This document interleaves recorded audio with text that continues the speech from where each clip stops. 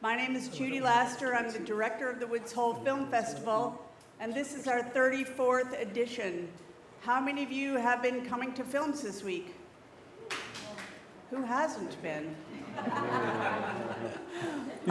So how many of you are here at a Woods Hole Film Festival event for the first time?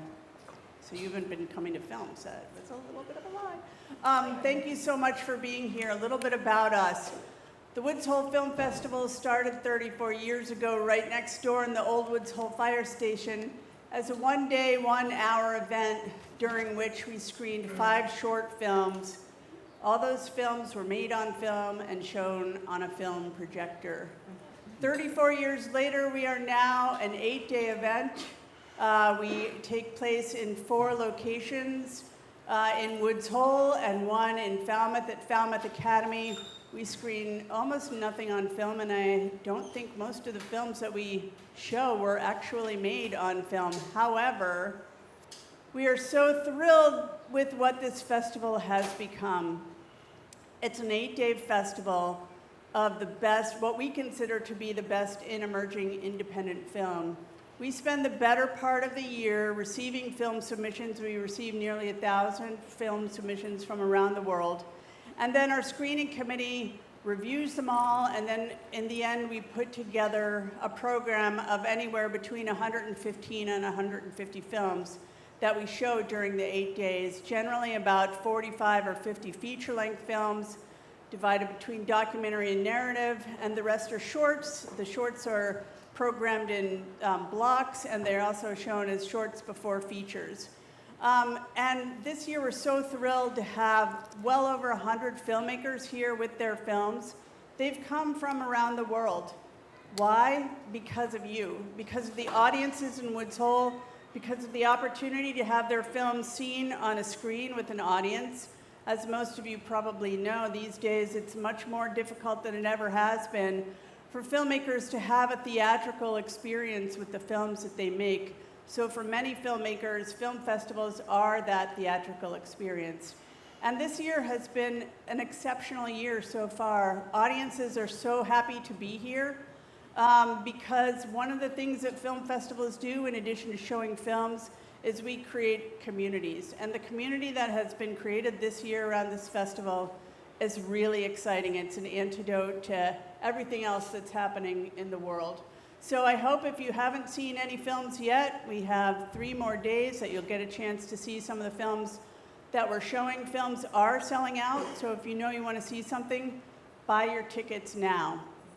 So in addition to screening films, we have panel discussions, workshops, music, parties, and opportunities for people to gather. New this year, we have a film festival lounge across the street at the Captain Kidd in the back room. Daily from 12 to 4:30, you can go there and talk film or not, hang out with filmmakers, feed them, they love to be fed, and really have a chance to talk to people about things that you might not have a chance to talk to them about otherwise. So we're gonna get started here in just a sec, but if you have never been here before, this is the Woods Hole Community Hall. The Woods Hole Community Association owns this building, that building, the Captain Davis House at 3 Water Street, the Woods Hole School, and the Sugar Shack. And what that means is that the community has spaces to use for a variety of different events. And they are used all the time for many different things. And it is really part of what makes Woods Hole a special place to be. The other thing is that we are Science Village, right? So when you came in, you probably saw the WHOI banner. But the Woods Hole Oceanographic Institution, the Marine Biological Laboratory, NOAA Fisheries, U.S. Geological Survey are all right here. And so when possible, we screen films that have a science relationship and films that have a relationship to the work that's being done in this community. This building is a very old building, over a century. The restrooms are downstairs through that door. There is an elevator if you need to leave and don't feel like walking down the front steps. And we're gonna get started now on what I think is gonna be an incredible conversation. So one of the things about Woods Hole is that it's a small village with a worldwide impact. And so when we decide what we're gonna do for the year, we can often find somebody who has a connection to Woods Hole who wants to come back and wants to be part of the conversation. And today that somebody is Elijah Wald. So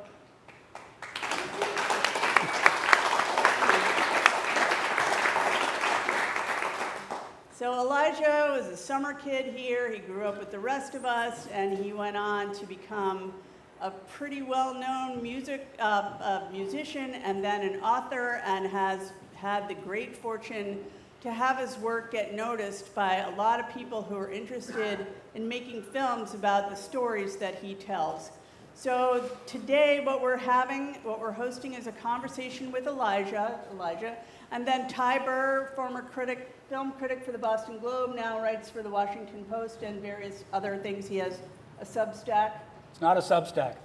Okay, he doesn't have a Substack. It's a newsletter. Former Substack. I don't even know what Substack is. And Jim Sullivan, music critic in Boston, also used to be Former Globe, like him, all of us. We've all shared that space on Morrissey Boulevard. We've all put in our time. Yeah. So we're really in for a huge treat. So I'm going to just say, please silence your cell phones. This is being filmed. I should do that. If you have an objection to that, sorry. And then they're going to chat for a while among themselves and then open it up for some questions. So thank you very much. Okay, so let me just say that the last time I appeared on this stage, it was in The Mouse That Roared. That would be, I think, 1973. And the faint murmuring you will be hearing for the next 5 minutes is your neighbors saying, I knew him when he was 5 years old. He looks so much like his father. So.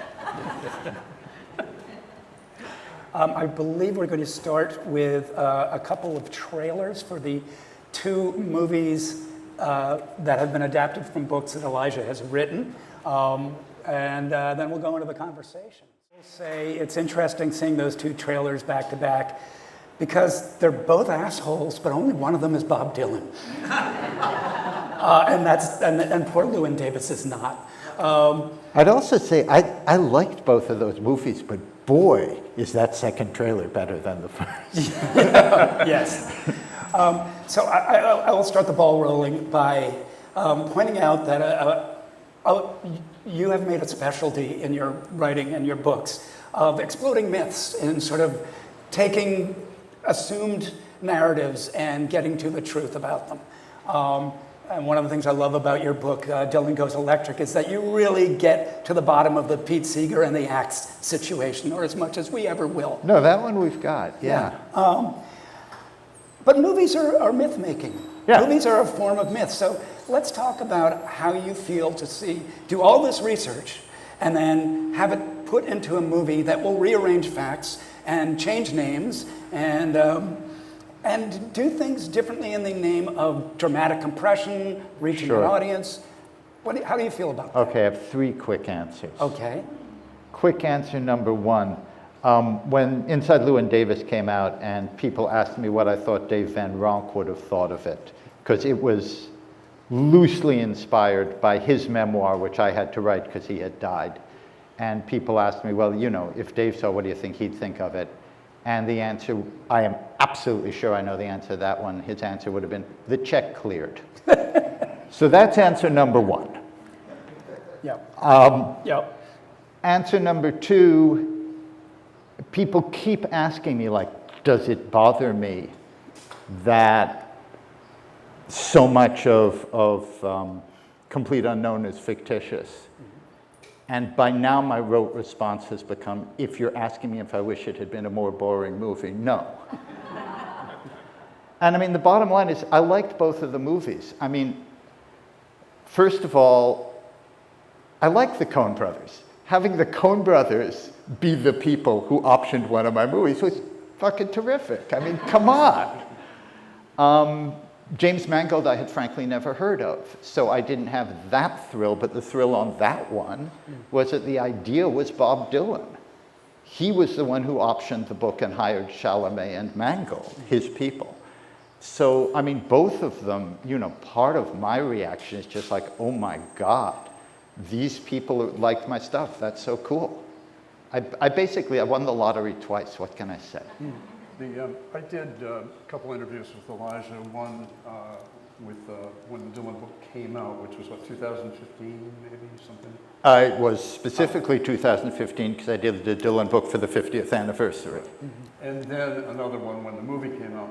And what was kind of funny about it, he had just seen a screening in New York. That was your first time seeing it.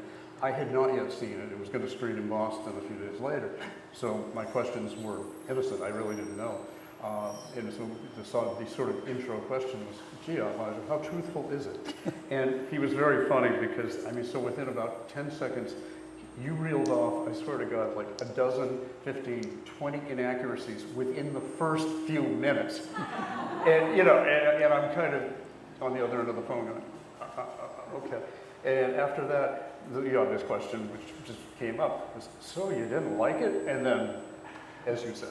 Yeah, no, I mean, it is almost pure fiction, scene by scene, but very true to the people, very true to the times, does a very good job on the music. But scene by scene, it's pure fiction. And it's actually interesting, because I mean, people who have read my book point out accurately that nothing in the movie comes from my book,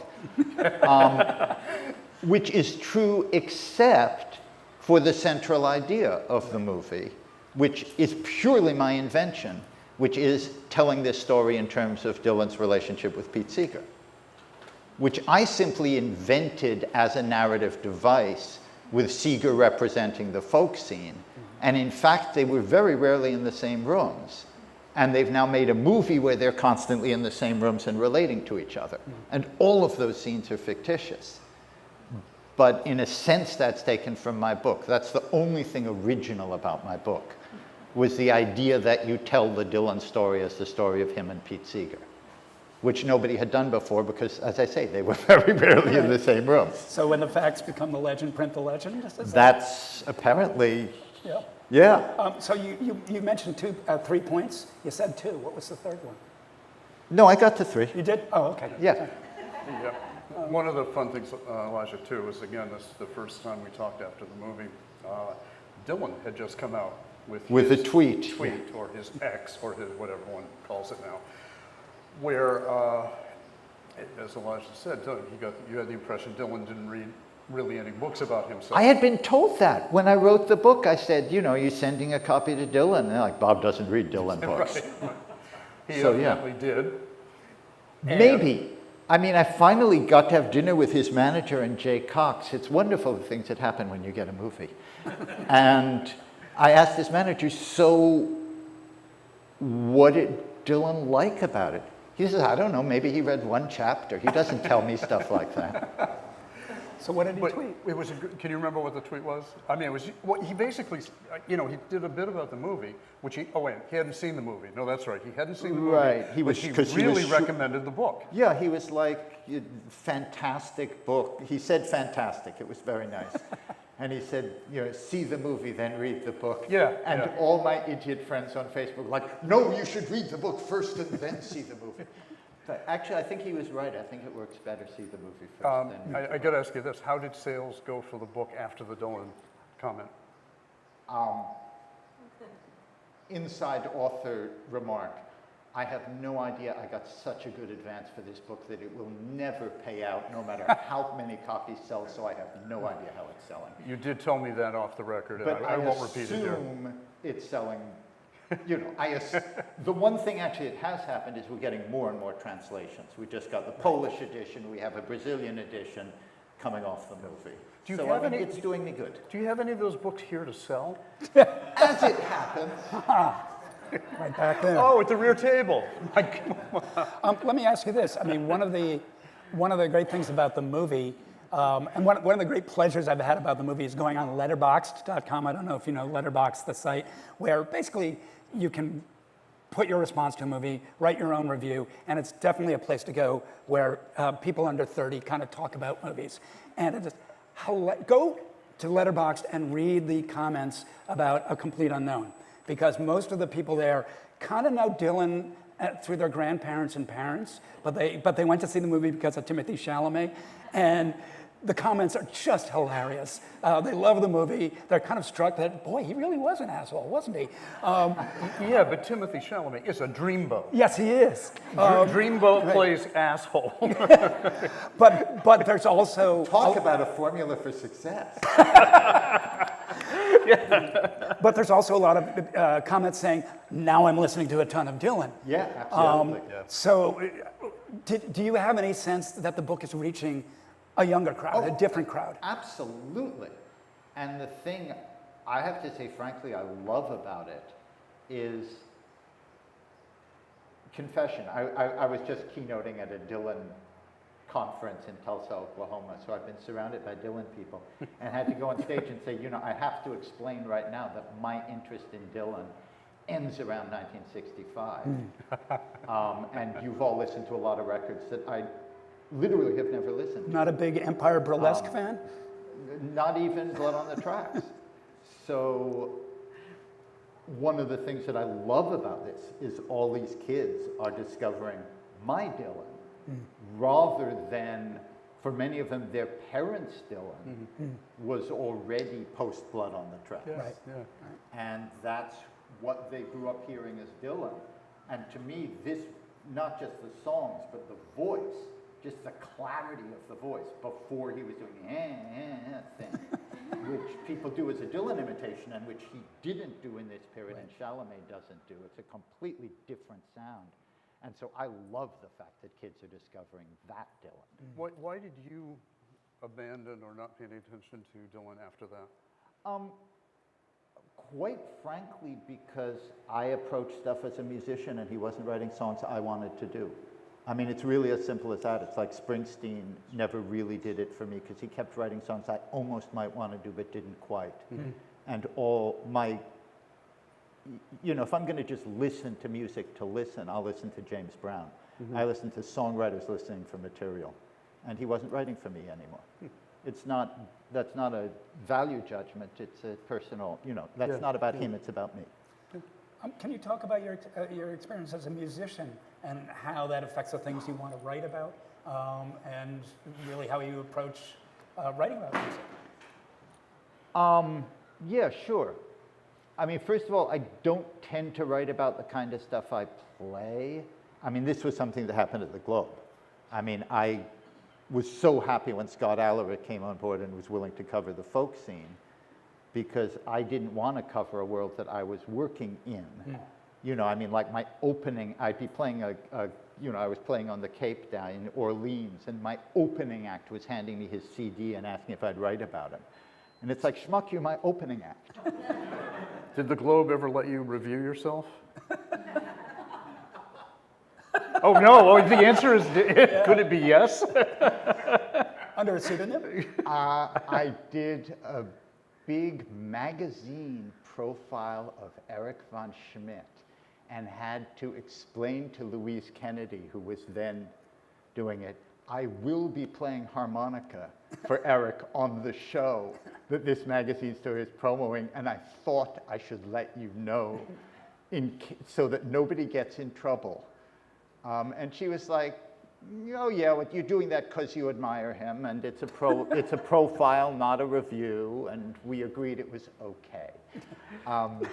So I'm going to be like this on that one. Right. No,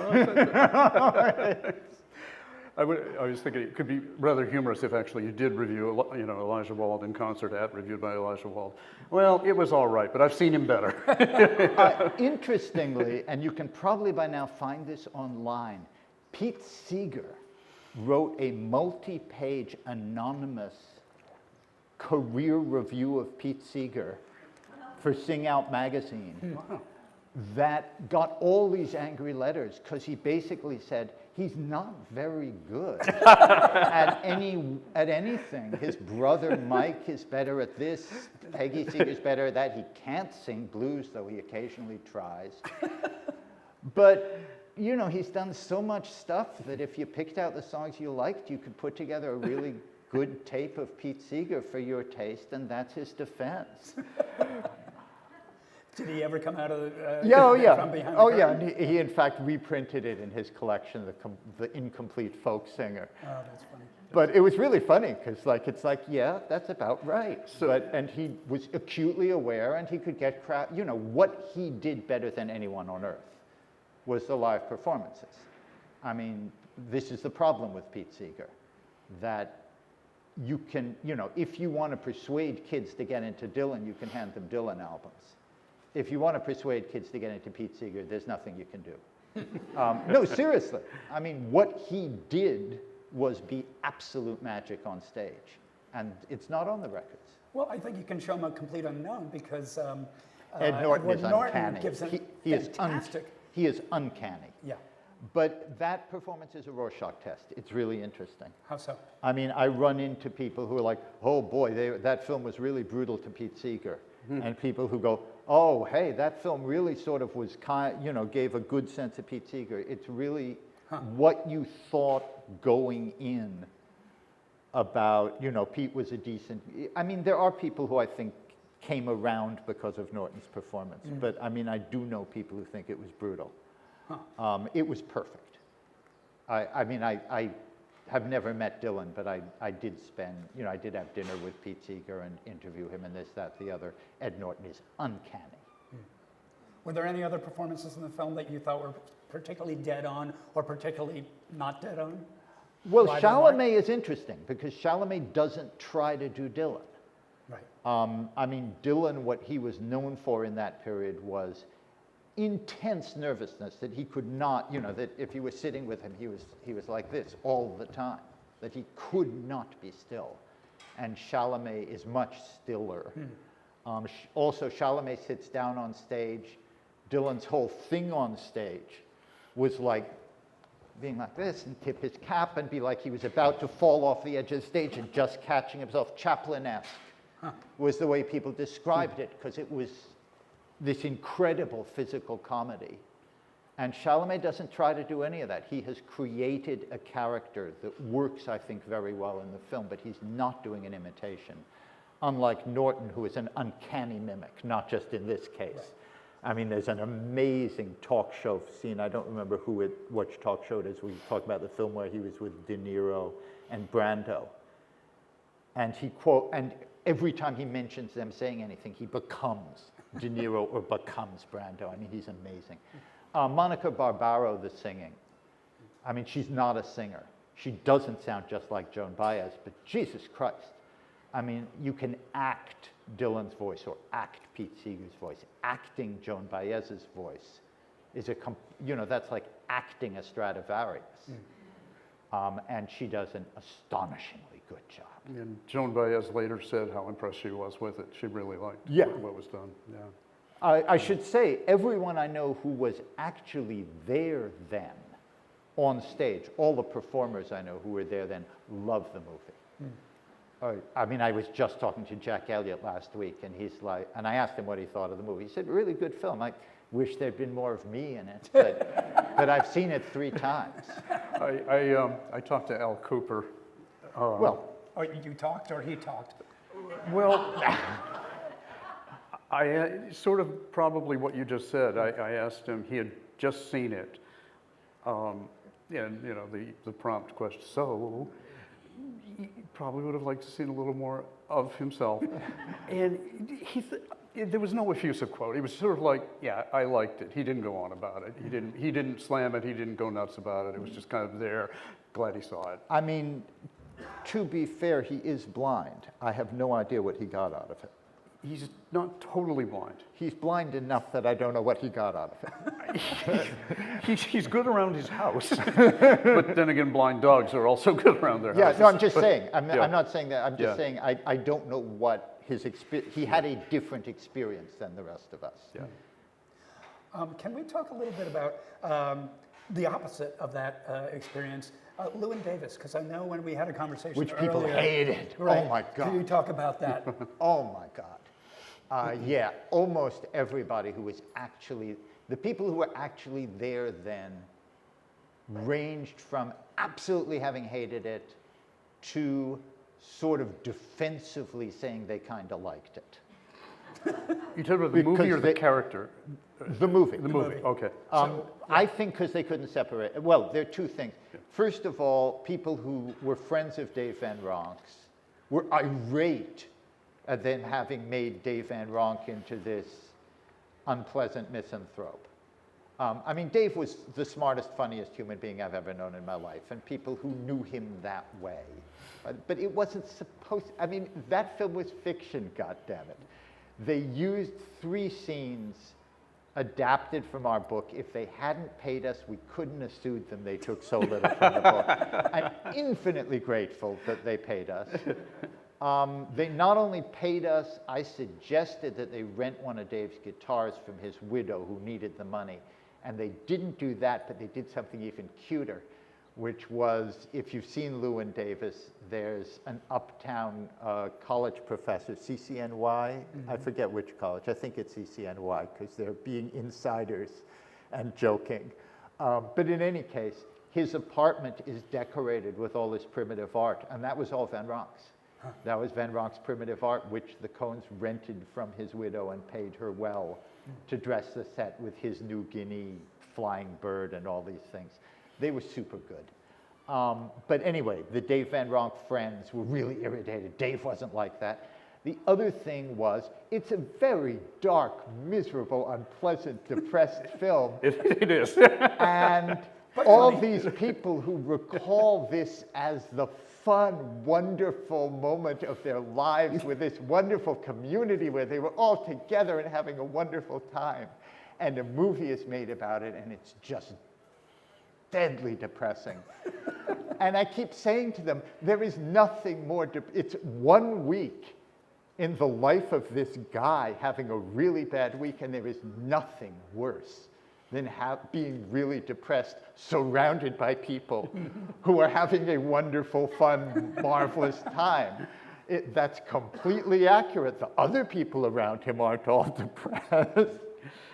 So, you know, it's a Coen Brothers movie. I like the Coen exactly. Brothers. And the Coen Brothers But are no, gonna find people hated that, and the small number of people who hate A Complete Unknown, and it's a pretty hard movie to really, really hate, but there are people.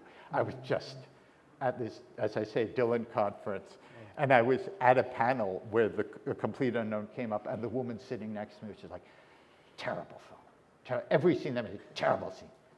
Hated everything about it. And she just, to herself. I mean, she just had to respond how much she hated everything about that movie. And my experience is those people love Inside Llewyn Davis. Huh. The misanthropes. They find company. Yes, misery loves company. Well, I think with a Complete Unknown, I mean, from following the praise and the backlash, I mean, there was backlash. I mean, I think initially, tremendous amount of praise. And then the nitpicking kind of came. And so, you know, I mean, there have been, I think, very good online arguments, pro and con, about it. Do you enjoy that exchange, the negative as well as the positive? Up to a point, and then, you know, I mean, the nitpicking, look, I'm interested, obviously, in the discrepancies between the reality and the film. So I completely enjoy people pointing out things that I hadn't noticed. The idea that in some way, you know, that the film is not supposed to be a film, I just find ridiculous. And the other, I mean, the bottom line to me on that film is, it's 2 hours, 20 minutes long. It does not feel like it. Right. It's a very, very, even if you hated it, it's a very quick 2 hours and 20 minutes. You know what I mean, it's very good filmmaking, and there were 30 different songs, Dylan's songs. Yeah. I mean, I have to say, both of these films, whatever else anyone says about them, did really well by the music. And both of these films do almost all the music live, which never happens. Let me jump in for one. One thing I just wanted to ask, though, I mean, the climactic scene is the Dylan going electric. Yeah. Okay. Do you wish that had been more accurate? Because that was, from what you've told me, that was really way off. Well, that one, I think they made a stupid mistake. Okay. I mean, that one, I think dramatically they made a stupid mistake.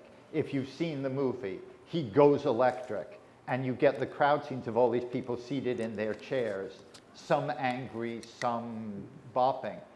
There were no chairs, right? There were chairs. Oh, there no, were there were chairs. Oh, infinite okay. chairs, but between him and the chairs, between him and the hurricane fence, were all the insiders who had crowded the front to see this, and beyond the hurricane fence were all the kids who had rushed the hurricane fence because Dylan was coming on.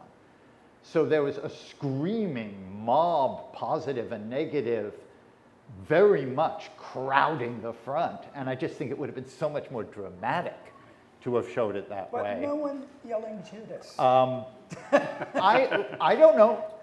The irritation at the fact that someone yells Judas blows my mind. It's like somebody actually at this conference who had, incidentally, if you can make it to Tulsa this summer, not that I would ever normally recommend going to Tulsa at all, much less in the summer, but they have a Dylan 65 exhibit right now, which has all the film, the entire performance, and it's incredible. But the woman who put that all together and was listening did pick out someone yelling, "You're a liar," which is a lot like yelling Judas. Yeah. I mean, I have no reason to think no one was yelling Judas. It just, the fact that at one concert that happened to get picked up on a mic is about what happened to get picked up on a mic at that one concert. What would he be It's lying not about? about What would he be lying about? Who the hell knows? Who the hell knows? I will admit that I kind of stubbed my toe on that moment. As somebody who thinks of that Judas moment in England as really almost iconic. encapsulating what was going on Yeah. and just airlifted into here, kind of bugged me. In retrospect, though, I've really welcomed the conversation that I've had with my kids, with their friends, with everybody that this brings up about how faithful a movie like this should be to what actually happened. Those conversations haven't really happened with this cohort, and they're really useful to have. Well, and I have to say, everybody I know went into that movie expecting so much less. I mean, the amount they got right is astounding. The two things that blow my mind of things they got right. This is how we can then get to, are there things that irritate you? I have a couple of those too. They're all small.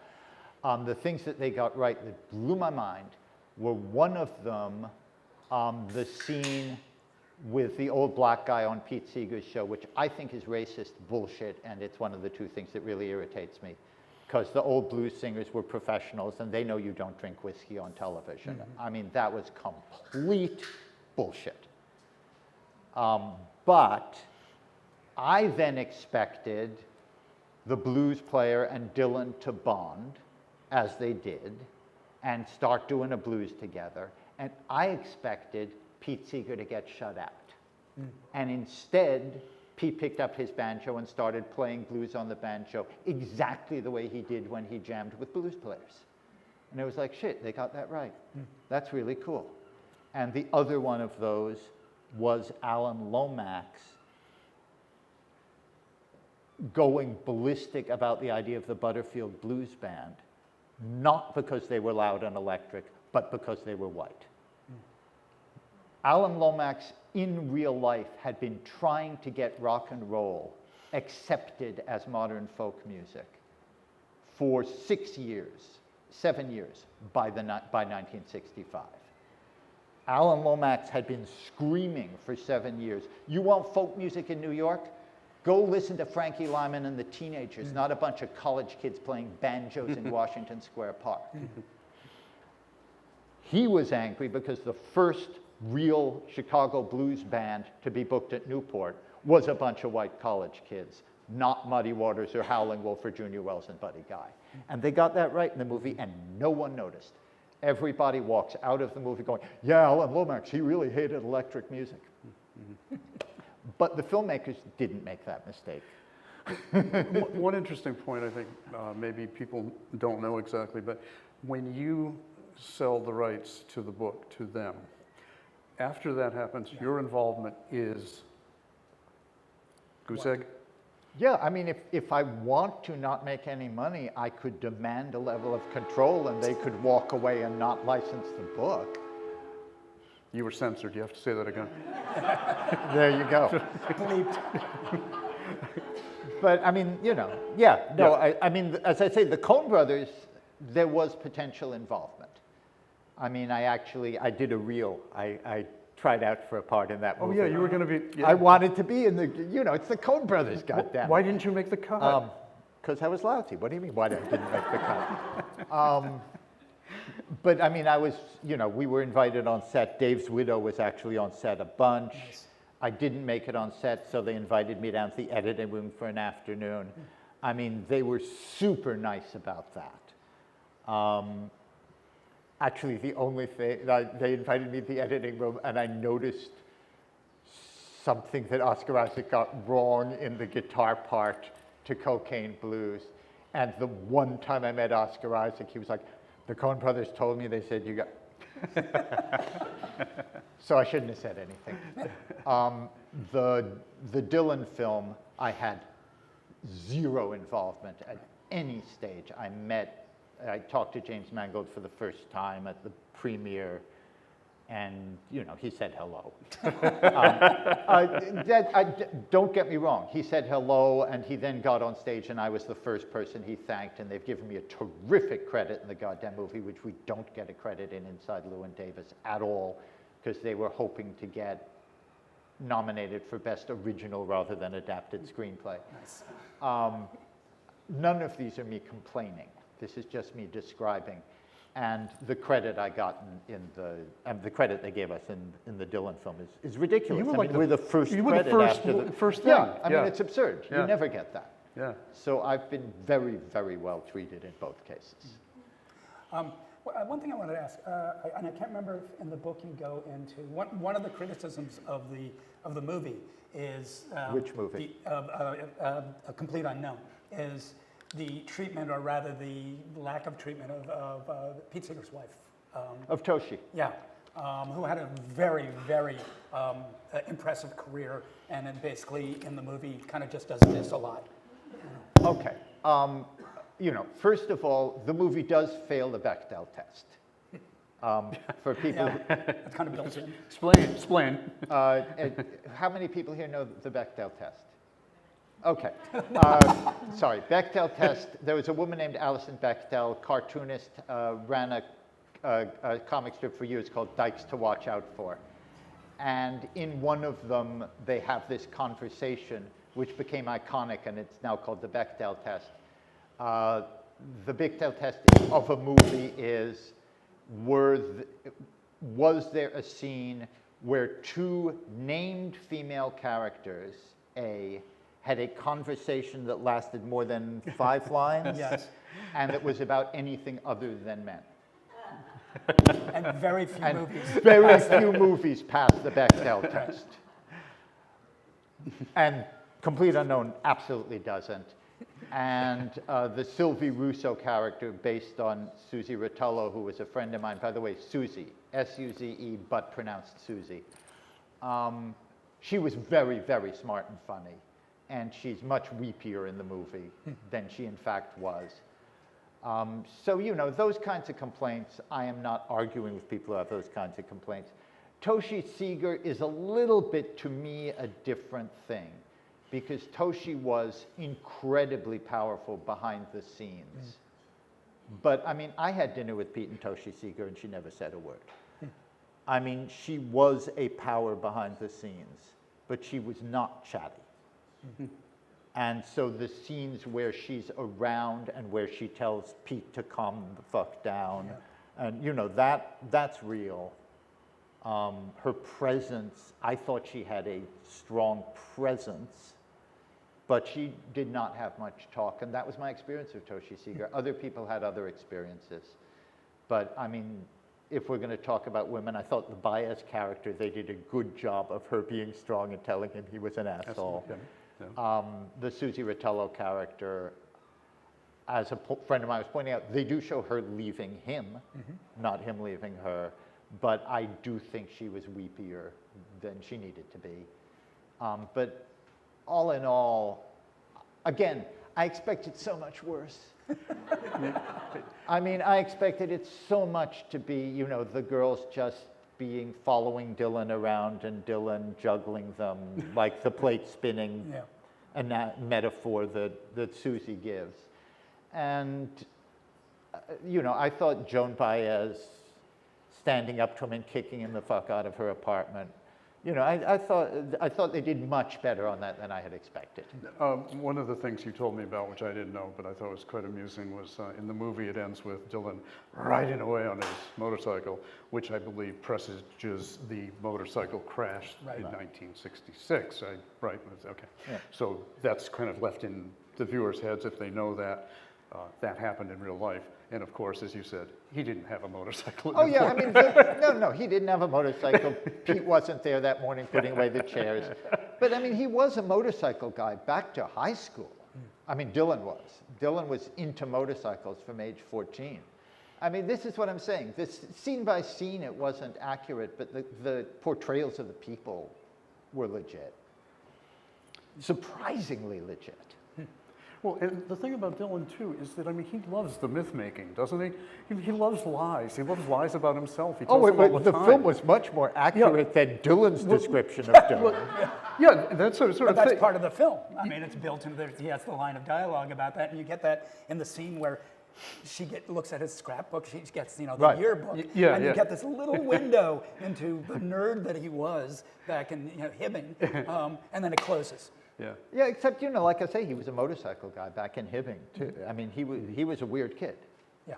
Beyond that, a weird Jewish kid. I mean, it was...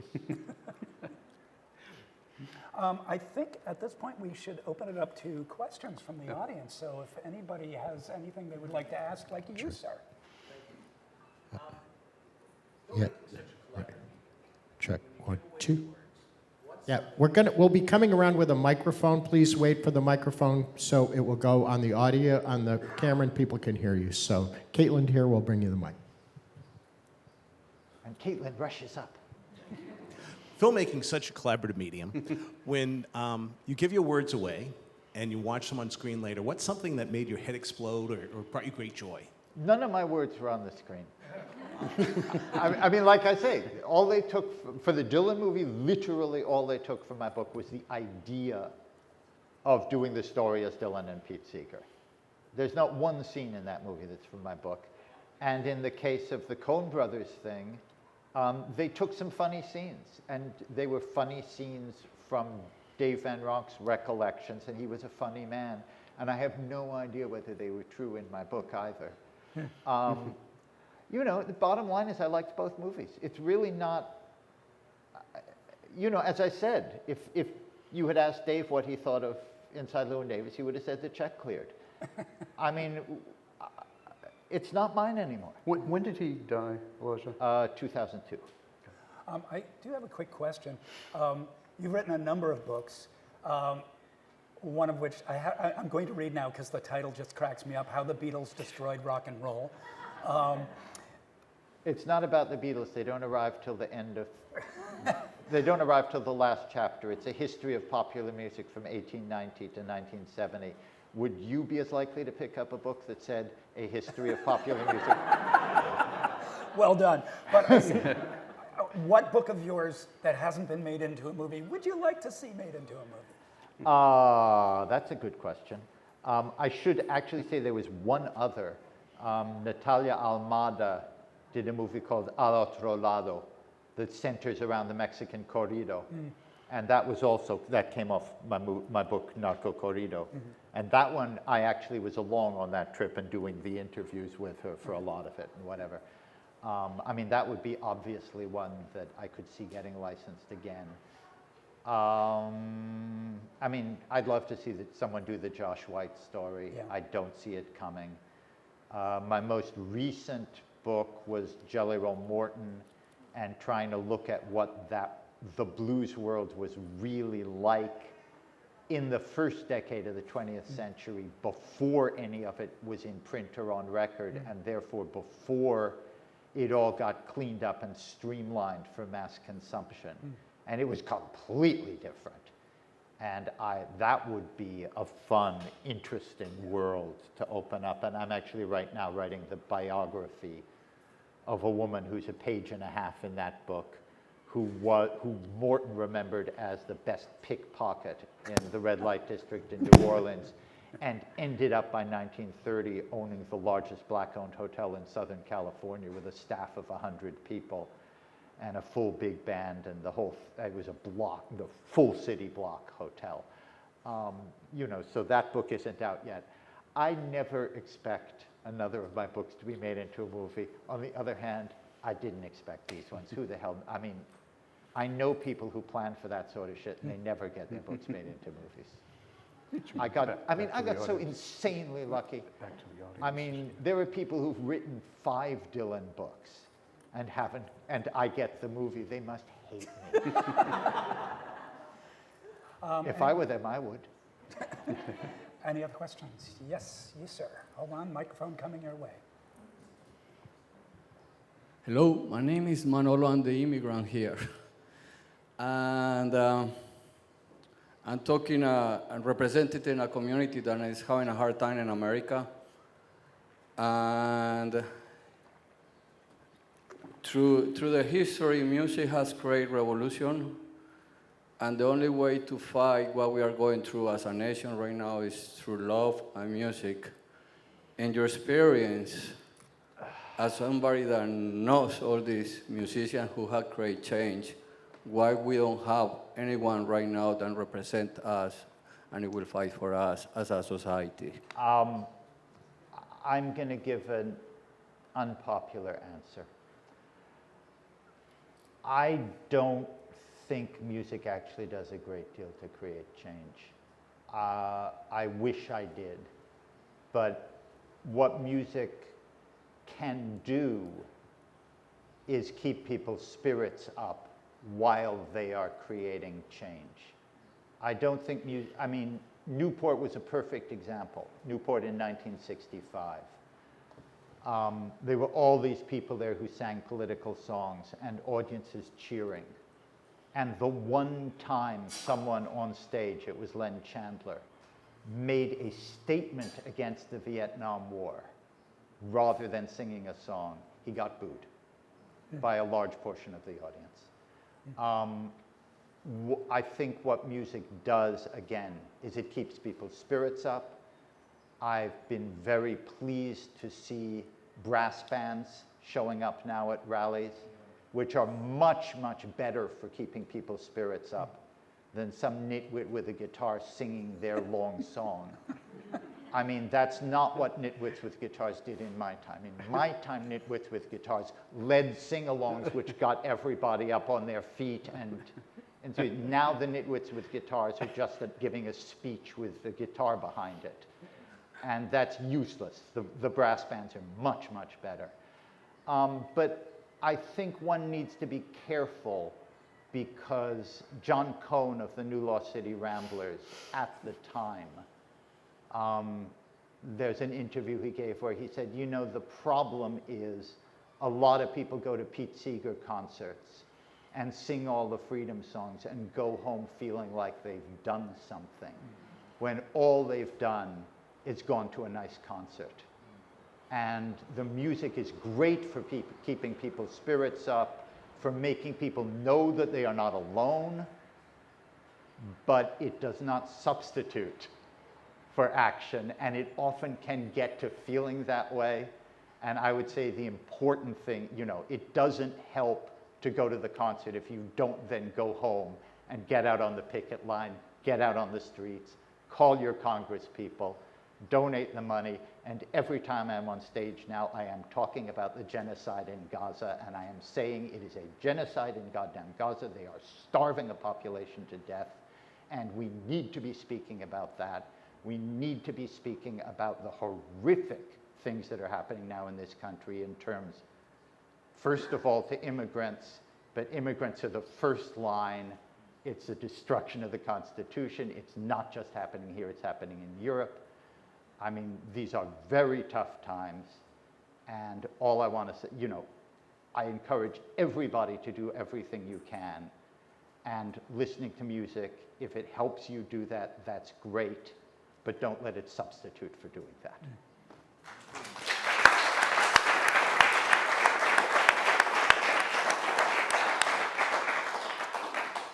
Any other questions from the audience? Yes, in the back. Thank you so much for this. I would love to hear a little more about your creative process, and with all these stories out there, what makes you say, oh, I have to explore this, I have to tell this story? That's sort of all over the map. I mean, inside Llewyn Davis, the Dave Van Ronk book was because Dave was a second father to me. Dave raised me, all the work I've ever done. I mean, you guys know my first father, many of you, but I mean, all the work I've done, the way I think about the world comes out of the way Dave Van Ronk thought about the world. He was the most intelligent person and the best read person I have ever known in my life. And I've been in academia. I haven't met anyone who comes close. He was astounding. And he wanted to do a memoir. So we were sitting down. We were trying to sell that memoir for 10 years before he died. And because he had died, I was willing to accept the kind of money that they were ready to offer for a Dave Van Ronk memoir. He didn't think it was enough money. So I did. So, you know, I finally wrote the book in his voice. I should mention Jeff McLaughlin was like, that's a terrible idea. You don't write it in his voice. Write a biography. Don't try to write it in his voice. But when the book came out, he was happy. It was all good. The Dylan book, dead honestly, I went into it entirely 100% for the money. It had just been the 50th anniversary of the Beatles coming to America. I had written a book that was not, in fact, about the Beatles, and yet I was getting all these calls, like, we'd like your take on the Beatles. And I was like, whoa, 50th anniversaries. And then, oh my God, the 50th anniversary of Dylan at Newport is coming up. And I called my agent literally the afternoon after the third Beatles call and said, if I did a book about Dylan going electric at Newport, could you sell that? And she was like, yes. And so I expected simply to read what was around, do a quick and dirty, this is what, because I was going to have at best 6 months to have a finished book. And it was like, I'll just do this quick and dirty, I'll get it in, it'll be a great payday, it'll pay for me doing projects I in fact care about.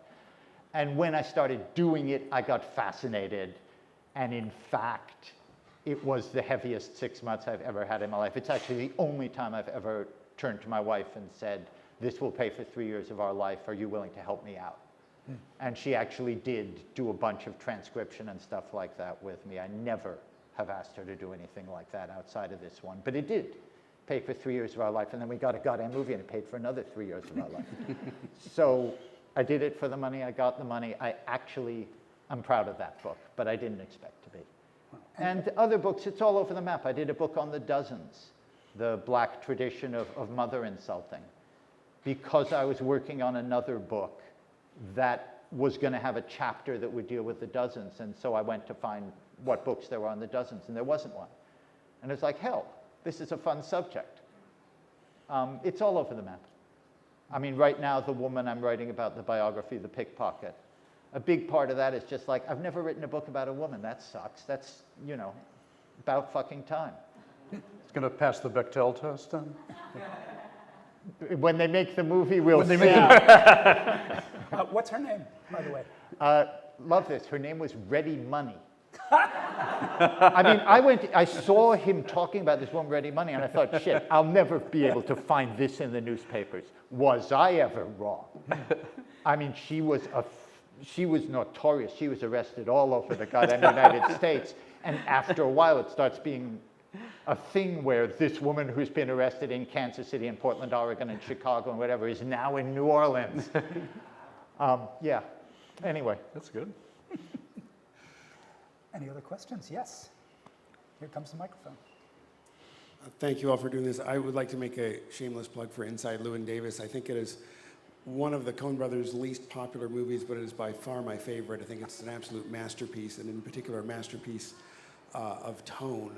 Just everything aesthetically about this film, how it looks, how it sounds, and how it feels are kind of a piece. And so I'd recommend it to everyone. It's certainly a movie about a sad person and a sad time of his life, but I don't find it sad. I find it inspiring and beautiful. And funny. I mean, the trailer is very funny as hell. Yes, very funny. My question is, you've talked a lot about, the three of you, how perhaps surprisingly little the film reflected of your book and the person you knew. I'm curious about the music in particular. I think the music is beautiful, and again, I just think such of a piece with the rest of the aesthetics of the film, and I loved it. But how do you feel about the music? Oh, they did something absolutely brilliant. First of all, Oscar Isaac does play everything. It's all live. I should say Timothée Chalamet, it is all live, but they ghosted most of the harmonica. I mean, he's okay on harmonica, really good on guitar, but he doesn't sound exactly like Dylan. Anyway, Oscar Isaac is terrific, really did learn to play all that stuff. It is, with one exception, all Dave's material, though not songs he wrote, but his material, his guitar arrangements. And they did the absolutely brilliant thing. Dave was known as a blues player, and that's not Oscar's strong point. And they picked a really good selection of Dave's non-blues material that Oscar could pull off brilliantly while doing Dave's arrangements and not trying to sound like Dave. So I thought they handled that really, really well. Really good choice of material. That, I gather, is largely T-Bone Burnett's work. And the scenes they took from the book were well chosen. And I mean, they didn't do them exactly, but the scene where he goes to get his royalties and Moash of Folkways Records in real life is like, oh, you don't have a winter coat? Here, have my coat. Or the scene auditioning in Chicago for the guy who in fact was Albert Grossman at the Gator Horn, which again, I mean, I think what they did with it makes better cinematic sense. I don't hear a lot of money here. It was a great line. In fact, what Albert Grossman apparently said is, this is Chicago. I can get Muddy Waters in here. Sonny Terry and Brownie McGee play here all the time. Why would I want you? And, you know, the merchant seaman thing. I mean, they took sort of bits and pieces that were nicely taken. It's not my favorite Coen Brothers film. I am so pitifully unhip that my favorite Coen Brothers film is probably Intolerable Cruelty, which is a pitifully unhip answer. But I've liked a lot of their movies. One more question. We have time for one more question. Here we go. So I'm understanding that your parents were Woods Hole, MBL. MBL, and then you decided to become a musician. How did that work when you told them? It was the 60s and 70s. No, I'm dead serious. I mean, it was like, you know, and I mean, my father and academia, I mean, you know, Johnny Cabot showing up with still bleeding from having your head smashed at MIT. I mean, the academia was not showing itself well in that moment. And the idea in our world that I should choose to be a guitar player, I should say that when they were doing the Nobel Prize sperm bank, I don't know if you remember this brief moment, but there was a brief moment where in the many idiocies of genetics, they were doing, I did a book on the idiocies of genetics with my mom. It's called Exploding the Gene Myth. There was a guy who was putting together with Shockley's, some of you know these names, a Nobel Prize winner's sperm bank, which they would then find women who were in Mensa and wanted to be inseminated and etc. And my father did write a letter to the Boston Globe saying they should probably know I've had 4 kids and 2 of them are guitar players. And he says, you know, there's nothing wrong with guitar players. They're quieter than saxophone players. But this may not be what you're after here. And what they really needed was my father's sperm My father was a tailor in Brooklyn, and no one wanted his sperm, not even my mother. So that's probably the response to that one. I think that wraps it up. Thank you guys very much. Thank you, Elijah.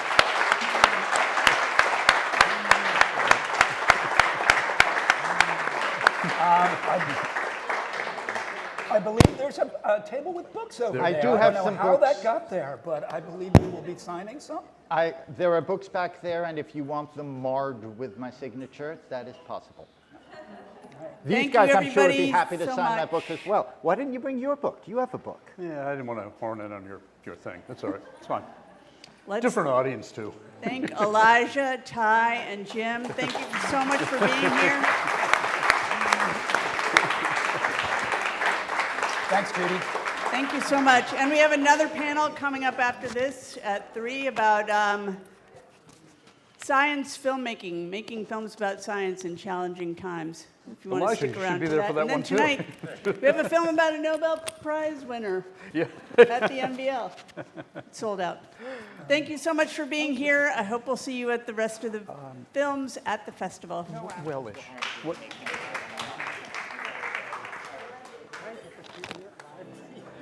Here's something that just happened with my publisher, Ira Robbins. He just put out a book by a writer named Art Fine, F-E-I-N, who died yesterday. Hip operation, he had complications from the hip operation, and died. So I just texted him to. Or who have friends in the Boston area, I should have mentioned I am doing a Dylan-oriented concert thing at Club Possum on Wednesday. Oh.